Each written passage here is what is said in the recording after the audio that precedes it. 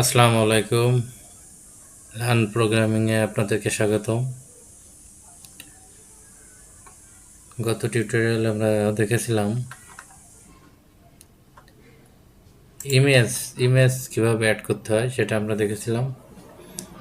আজ আমরা দেখব HTML আই ফ্রেম কীভাবে অ্যাড করতে হয়। HTML আই ফ্রেম ট্যাগ একটি ইনলাইন ফ্রেম নির্দিষ্ট করে, অর্থাৎ আই ফ্রেমটা অন্য একটা ওয়েব পেজকে একটা নির্দিষ্ট ফ্রেমের মধ্যে উপস্থাপন করাটাই আইফ্রেমের কাজ। আইফ্রেমের সিনট্যাক্সটা আমরা দেখে নিই। আইফ্রেম এসআরসির ইউআরএল, সোর্সের ইউআরএল, টাইটেল কী হবে, টাইটেলটা একটা ডেসক্রিপশন দেব এবং আইফ্রেমটা ক্লোজ হয়ে যাবে।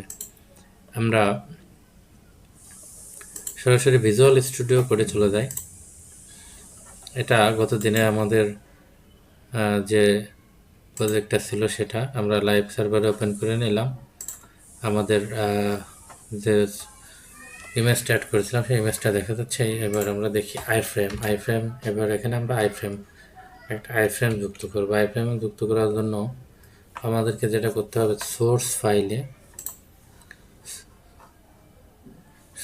আমাদের সোর্স ফাইল ছিল ডেস্কটপে সোর্স ফাইলে ওয়েব পেজ। এখানে আমাদের আর একটা ওয়েব পেজ করতে হবে। আর একটা ওয়েব পেজ আমরা করে নেই।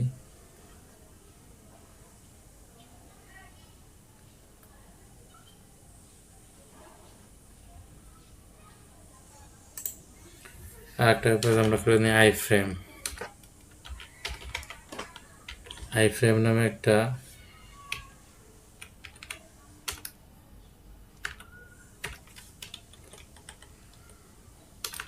আর একটা করে নিলাম আমরা।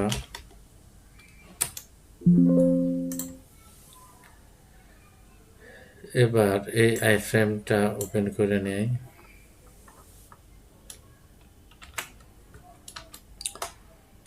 এটা টাইটেলটা আমরা চেঞ্জ করে দেই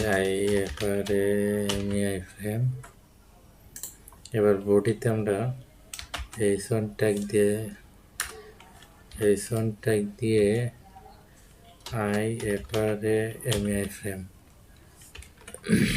আইফ্রেম দিয়ে দিলাম।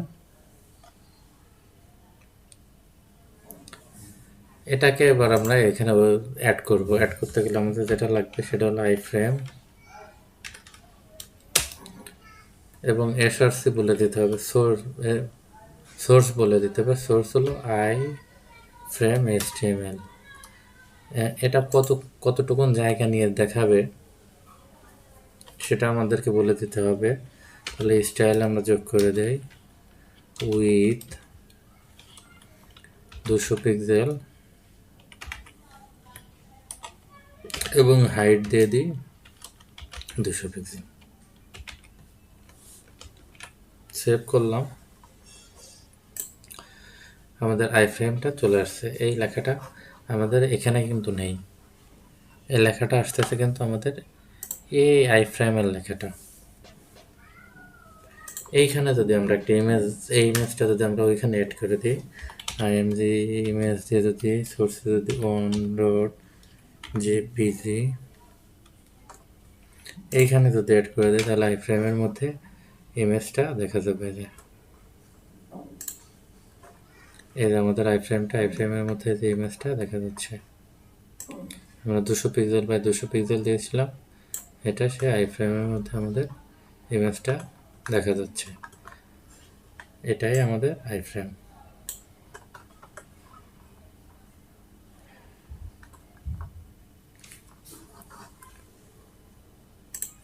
আশা করি আইফ্রেম সম্পর্কে বুঝতে পারছেন।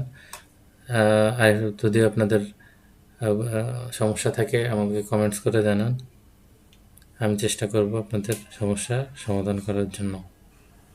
যদি ভিডিওটি ভালো লেগে থাকে তাহলে লাইক, কমেন্ট, শেয়ার করুন এবং অন্য কিছু দেখার সুযোগ করে দিন।